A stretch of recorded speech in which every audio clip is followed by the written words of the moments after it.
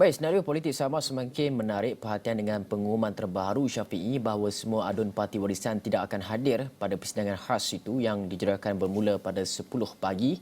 Persidangan kali ini menjadi tumpuan susulan kemelut dan gelora politik Sabah sejak lebih seminggu lalu.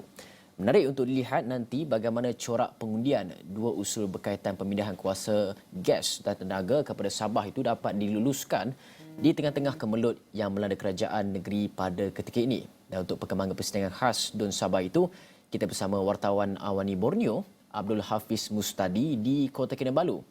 Abdul Hafiz, apa yang boleh kita jangkakan pada persidangan Dun khas pada kali ini? Warisan telah pun menyatakan bahawa mereka tidak akan menghadiri persidangan khas tersebut, tetapi menyatakan sokongan terhadap RUU ataupun dua RUU yang akan dibentangkan.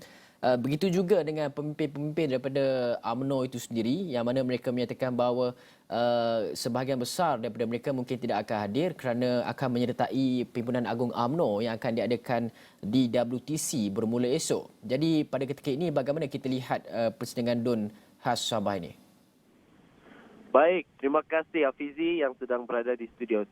Saya sekarang sedang berada di Dewan Undangan Negeri Sabah, di mana kami sebentar lagi akan menyaksikan pembentangan rang undang-undang Suruhanjaya Tenaga Sabah 2023 dan rang undang-undang Bekalan Gas 2023 yang akan dibentangkan sebentar saja lagi.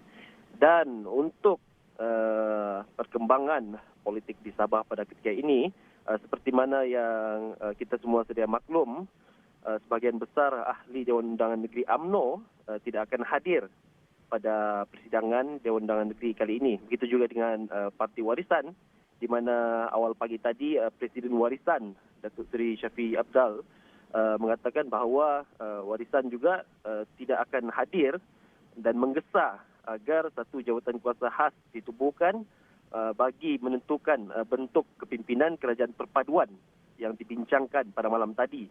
Dan berdasarkan pemerhatian kami setakat ini merujuk kepada kenyataan yang amat berhormat Ketua Menteri Sabah Datuk Seri Haji Noor beberapa hari yang lepas, di mana beliau menyatakan beliau mendapat sokongan daripada 44 orang adun di Sabah.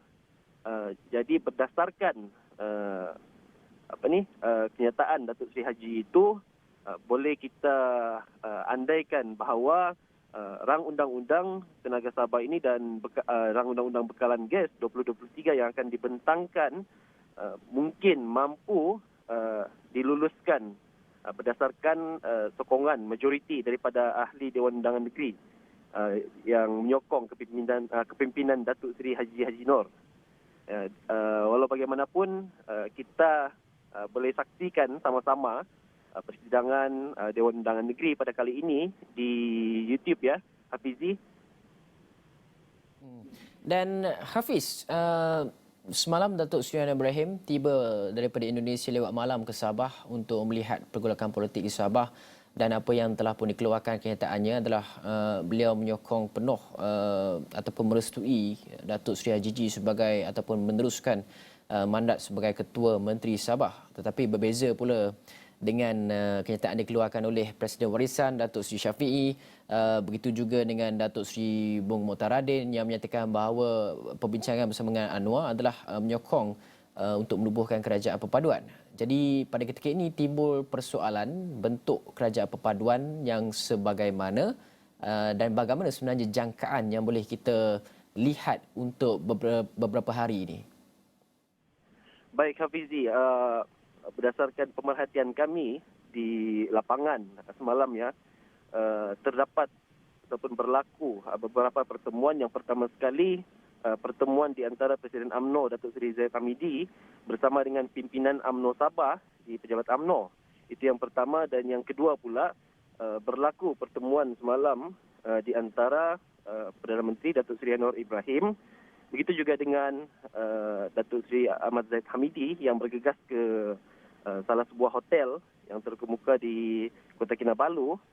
Dan pertemuan ini juga turut melibatkan pengurusi BN Sabah Datuk Seri Bung Mokhtaradin, Presiden Parti Warisan dan juga Ketua Menteri Sabah Datuk Seri Haji, yang mana perincian kepada hasil pertemuan itu tidak dinyatakan secara jelas dan mungkin juga perundingan masih berlaku.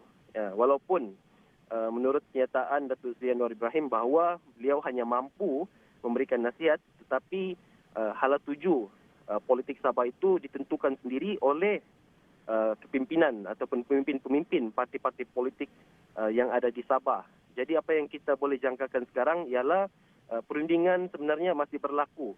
Ya, walaupun Datuk Seri Anwar menyatakan sokongan beliau terhadap pimpinan Datuk Seri Haji Noor, tapi kita boleh melihat bahawa mulut politik di Sabah ini berada dalam keadaan dia decline ataupun menurun.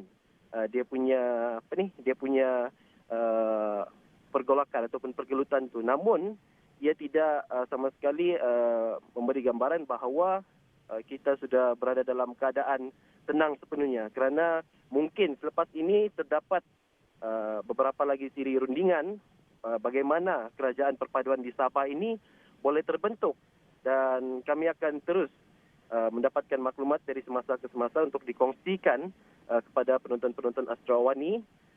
Mungkin setakat itu saja, Hafizi. Okey. Dalam masa yang sama, visual yang anda saksikan tadi merupakan persidangan khas Dewan Undangan Negeri Dun Sabah yang berlangsung bermula pada pukul 10 pagi ini adalah penting untuk membentangkan usul undang-undang RUU berkaitan penyerahan kuasa kawal selia bekalan gas kepada negeri tersebut. Ia bermula jam 10 pagi tadi yang turut membentangkan RUU berkaitan penubuhan Suruhanjaya Tenaga Sabah yang akan menyelia penggunaan sumber tenaga termasuk gas di Sabah. Apa yang penting pada persidangan DUN ini adalah kelulusan dua RUU tersebut. Itu juga diberikan penekanan semalam oleh Perdana Menteri Datuk Seri Anwar Ibrahim yang menekankan keutamaan perlu diberi untuk kelulusan RUU atau enactment itu yang disifatkan sangat penting untuk negeri Sabah. Jadi ini untuk mengembalikan hak Sabah melalui pembentangan Menteri Kabinet Persidangan DUN, dan itu adalah satu perubahan besar untuk negeri Sabah jika ia dapat diluluskan kedua-dua RUU berkenaan, walaupun pada ketika polemik politik negeri Sabah itu terus berlangsung. Dan pada ketika ini kemungkinan besar kita lihat kepada apa kenyataan dikeluarkan oleh Datuk Seri Anwar Ibrahim.